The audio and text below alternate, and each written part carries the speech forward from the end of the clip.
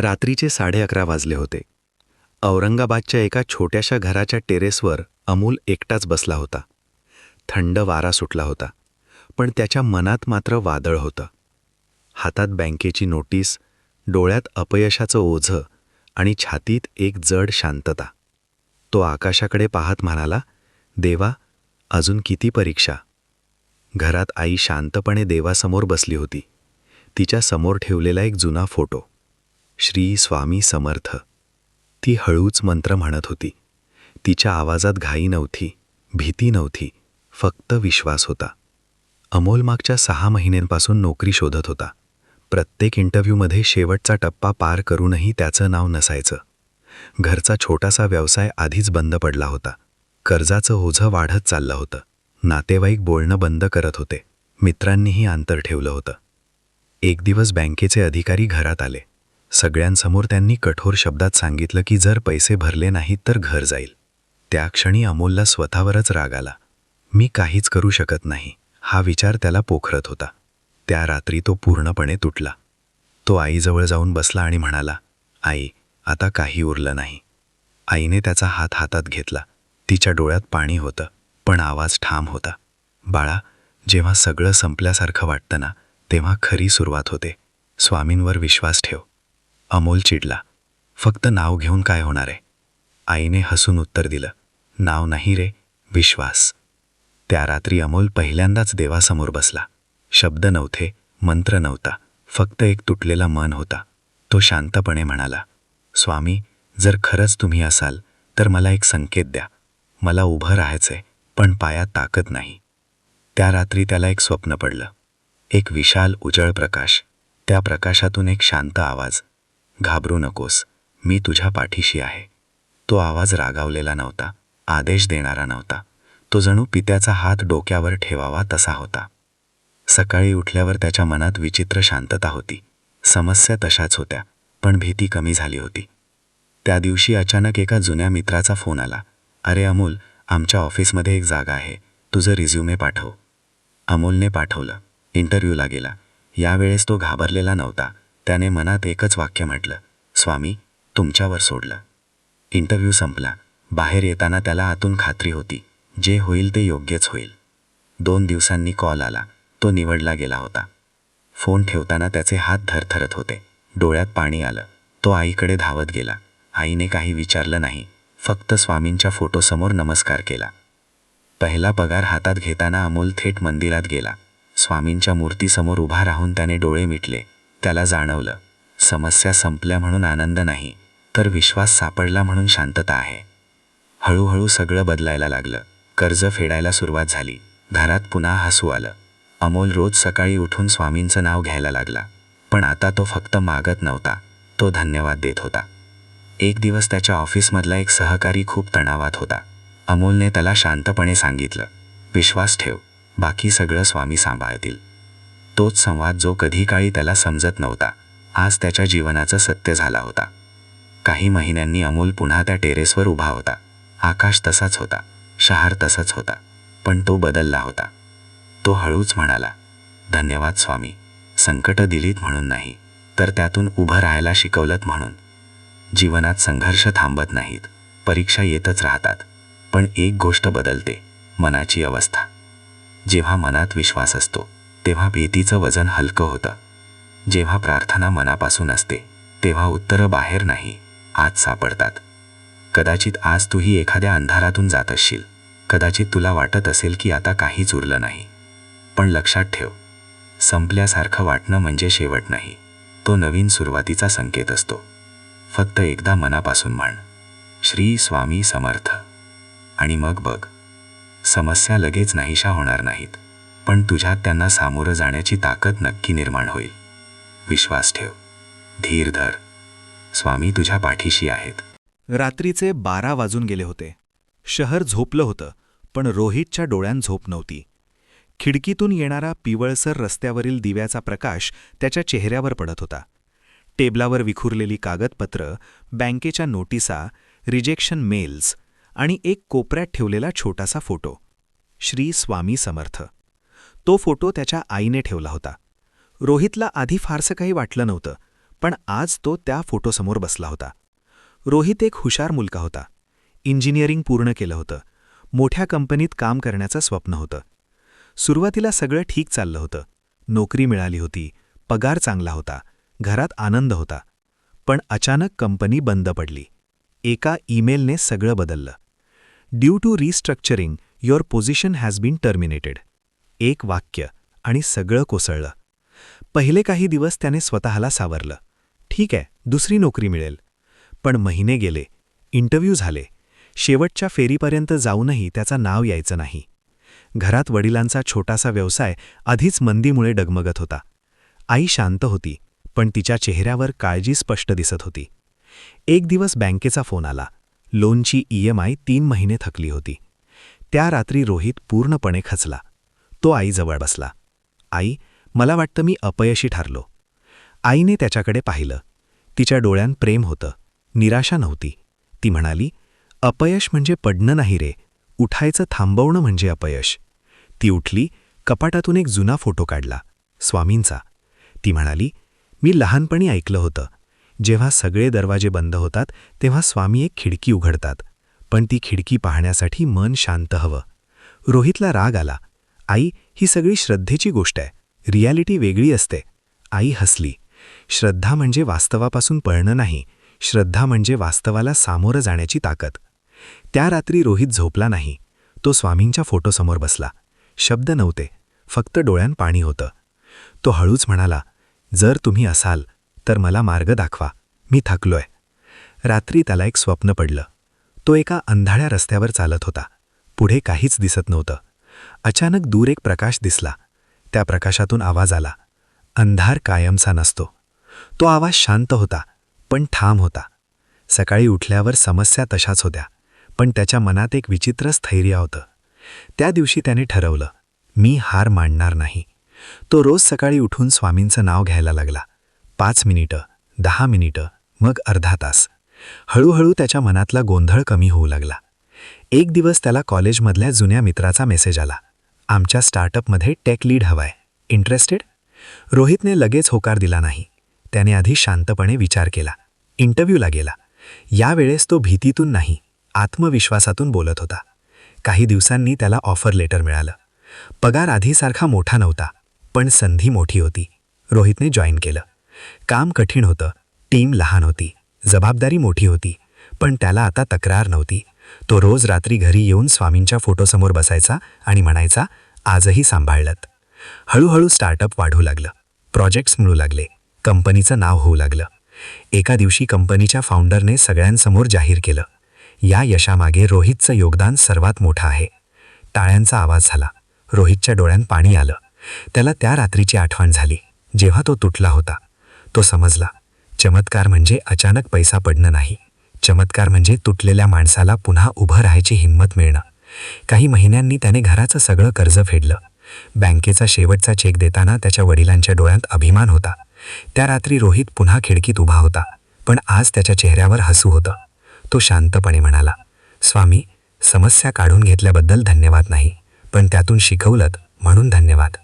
त्याला आता कळलं होतं, श्रद्धा म्हणजे जादू नाही, श्रद्धा म्हणजे अंतर्मनाची शक्ती. आजही त्याच्या आयुष्यात आव्हानं येतात, प्रोजेक्ट्स फेल होतात, मतभेद होतात, ताण येतो, पण फरक एकच आहे, तो आता एकटा वाटत नाही. तो रोज सकाळी उठून एकच वाक्य म्हणतो, विश्वास ठेव, बाकी सगळं स्वामी सांभाळतील. आणि त्या वाक्यात त्याला शांतता मिळते. कदाचित तूही आज एखाद्या वादळातून जात असशील. कदाचित तुला वाटत असेल की आयुष्य अन्याय करते, पण लक्षात ठेव, वादळ झाडाची मुळं मजबूत करतं, अंधार प्रकाशाची किंमत शिकवतो, अपयश यशाची तयारी करून देतं. आणि जेव्हा मन खूप थकतं, तेव्हा एकदा शांतपणे डोळे वेट, मनात नाव घे, श्री स्वामी समर्थ. उत्तर लगेच मिळेलच असं नाही, पण मनात एक ताकद निर्माण होईल, आणि ती ताकदच आयुष्य बदलते.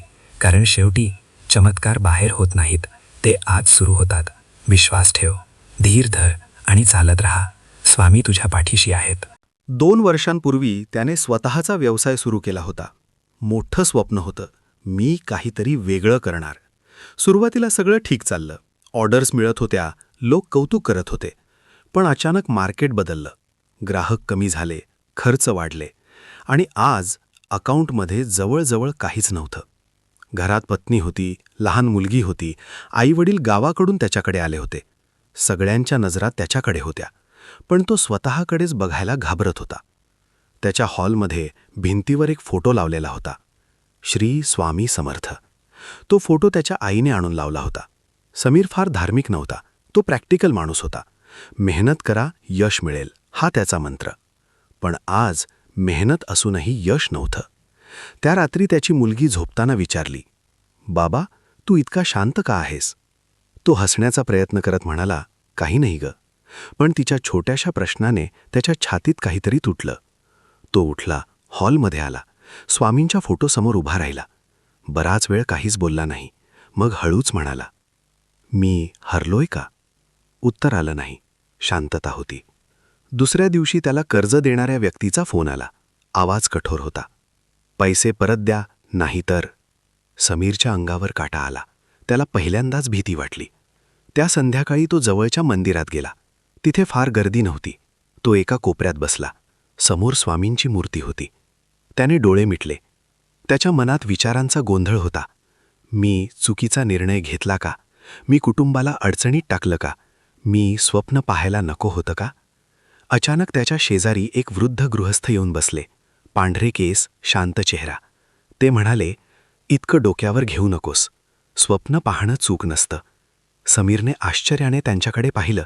त्याने काही बोललंच नव्हतं. वृद्ध हसले. कधीकधी देव उत्तर माणसांच्या रूपात देतो. समीर काही बोलू शकला नाही.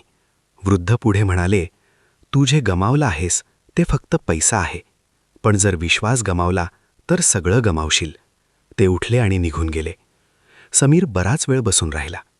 त्याला वाटलं, हे योगायोग होतं की संकेत. त्या रात्री तो घरी आला.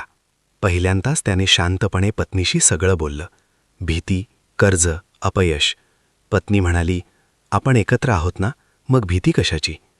त्या एका वाक्याने त्याच्या मनात प्रकाश पडला. पुढचे काही दिवस त्याने स्वतःला सावरलं. तो रोज सकाळी उठून 5 मिनिटं शांत बसायला लागला. स्वामींचं नाव घ्यायला लागला. पण मागणं बंद केलं. तो फक्त म्हणायचा, मला योग्य निर्णय घ्यायची बुद्धी द्या. हळूहळू त्याच्या विचारांमध्ये स्पष्टता आली. त्याला लक्षात आलं की तो ज्या प्रॉडक्टवर काम करत होता त्याची गरज मार्केटमध्ये कमी झाली आहे, पण त्याच्याकडे असलेली टेक्निकल स्किल्स वेगळ्या क्षेत्रात उपयोगी पडू शकतात. त्याने दिशा बदलायचं ठरवलं. हा निर्णय सोपा नव्हता.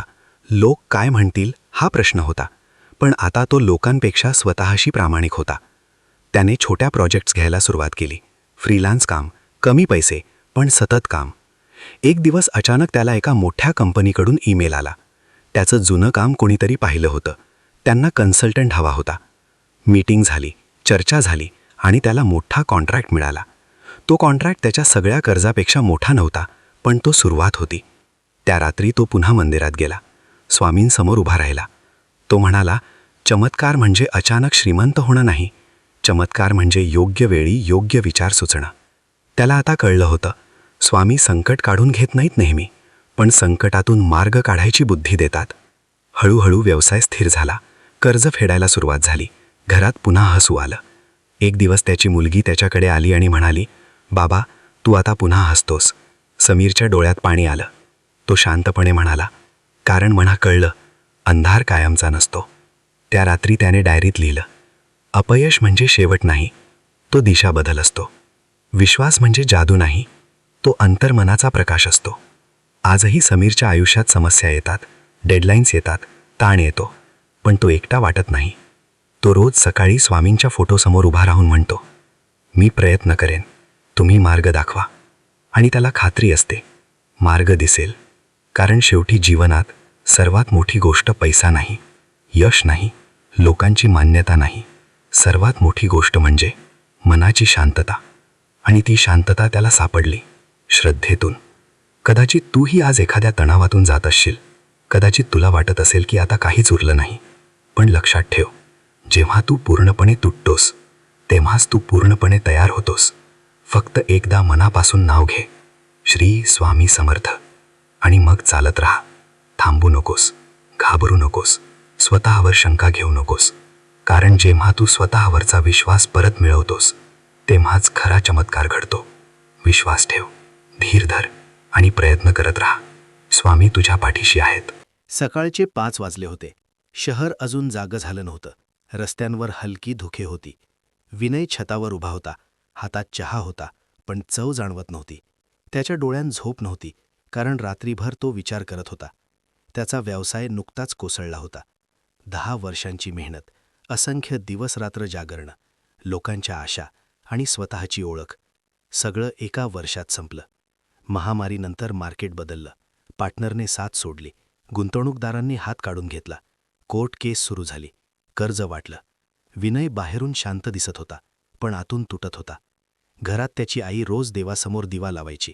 त्या देवघरात एक मोठा फोटो होता, श्री स्वामी समर्थ. आई रोज म्हणायची, स्वामी आहेत ना, काळजी करू नकोस. विनयला आधी वाटायचं, हे सगळं मनाला दिलासा देण्यासाठी आहे. तो लॉजिकवर विश्वास ठेवणारा माणूस होता. पण एक वेळ अशी आली की लॉजिक संपलं. एक दिवस कोर्टातून नोटीस आली. केस गंभीर होती. त्याला वाटलं, आता माझी प्रतिष्ठा, माझं नाव, सगळं जाणार. त्या रात्री तो देवघरासमोर उभा राहिला. बराच वेळ फक्त फोटो पाहत राहिला. तो म्हणाला, जर तुम्ही खलाच असाल तर मला वाचवा नाही, मला मजबूत करा. तो शब्द त्याच्या तोंडून नकळत बाहेर पडले. त्या रात्री त्याला झोप लागली नाही, पण तो पहिल्यांदाच शांत होता. दुसऱ्या दिवशी तो वकिलाला भेटायला गेला. आधी तो घाबरलेला असायचा, पण आज तो स्पष्ट बोलला. त्याने सगळी कागदपत्रं व्यवस्थित मांडली. चुकी कुठे झाली ते स्वीकारलं. उपाय काय असू शकतो ते विचारलं. वकील म्हणाला, जर आपण प्रामाणिक राहिलो आणि योग्य पुरावे दिले तर केस वाचू शकते. पहिल्यांदाच त्याला आशेचा किरण दिसला. पण प्रवास सोपा नव्हता. केस चालू राहिले. पैसे कमी होत गेले. लोक बोलू लागले. काही नातेवाईकांनी अंतर ठेवलं. एका दिवशी त्याचा जिवलग मित्र म्हणाला, तू आधी खूप आत्मविश्वासी होतास, आता का एवढा शांत झालायस? विनय हसला, कारण आता मी लढतोय भीतीशी, लोकांशी नाही. तो रोज सकाळी 5 मिनिटं शांत बसू लागला. स्वामींचं नाव घ्यायचा, पण मागणं थांबवलं. तो फक्त म्हणायचा, जे योग्य आहे ते होऊ द्या, मला स्वीकारायची ताकद द्या. हळूहळू त्याच्या आत काहीतरी बदलायला लागलं. पूर्वी तो यशाला स्वतःची ओळख मानायचा, आता तो प्रयत्नाला ओळख मानू लागला. कोर्टात एक महत्त्वाची तारीख आली, निकालाचा दिवस. त्या दिवशी तो कोर्टाबाहेर उभा होता. हात थरथरत होते. आईने फोनवर फक्त एकच वाक्य म्हटलं, स्वामींवर सोड. निकाल आला. केस पूर्ण जिंकली नाही, पण मोठं नुकसान टाळलं. दंड कमी झाला. प्रतिष्ठा वाचली. विनयला जाणवलं, कधीकधी विजय म्हणजे पूर्ण जिंकणं नसतं, कधीकधी विजय म्हणजे पूर्ण हरू न देणं असतं. तो मंदिरात गेला. स्वामींसमोर बसला. त्याच्या डोळ्यात पाणी होतं. तो म्हणाला, तुम्ही संकट काढलं नाही, पण मला त्यातून तुटू दिलं नाही. पुढचे काही महिने त्याने पुन्हा सुरुवात केली. यावेळेस मोठा व्यवसाय नाही, छोटं कन्सल्टिंग काम. हळूहळू क्लायंट्स मिळाले. त्याला आता घाई नव्हती, तुलना नव्हती, अहंकार नव्हता. एक दिवस त्याचा मुलगा शाळेतून आला आणि म्हणाला, बाबा, माझ्या मित्राने सांगितलं की त्याचे बाबा खूप मोठे बिझनेसमन आहेत, तू आहेस का? विनय थोडा थांबला, मग हसून म्हणाला, मी मोठा माणूस व्हायचा प्रयत्न करतोय. मुलगा म्हणाला, तू आधीच आहेस. त्या क्षणी त्याच्या डोळ्यात अश्रू आले. त्याला जाणवलं, खरा व्यवसाय म्हणजे पैसा नाही, खरा व्यवसाय म्हणजे स्वभाव. आज विनय दररोज एकच गोष्ट करतो. सकाळी उठून देवघरात उभा राहतो, स्वामींच्या फोटोसमोर हात जोडतो आणि म्हणतो, मी प्रयत्न करेन, तुम्ही दिशा द्या. आता त्याला संकटांची भीती वाटत नाही, कारण त्याला माहीत आहे, संकट म्हणजे शिक्षा नाही, ते शिक्षण आहे. कदाचित तुझ्याही आयुष्यात सध्या वादळ असेल. कदाचित तुला वाटत असेल की प्रतिष्ठा, पैसा, नाती सगळं धोक्यात आहे. पण लक्षात ठेव, जे तुटतं ते कायमचं हरवत नाही. कधीकधी ते नव्याने घडण्यासाठी तुटतं. विश्वास म्हणजे आंधळेपणा नाही, विश्वास म्हणजे भीती असूनही पुढे चालत राहणं. एकदा शांतपणे डोळे मीट, मनात नाव घेल, श्री स्वामी समर्थ. उत्तर लगेच येईलच असं नाही, पण मनात धैर्य येईल आणि ते धैर्यच आयुष्य बदलतं. कारण शेवटी आपण संकटांनी नाही, आपल्या प्रतिसादाने ओळखले जातो. विश्वास ठेव, धीर धर आणि चालत राहा. स्वामी तुझ्या पाठीशी आहे.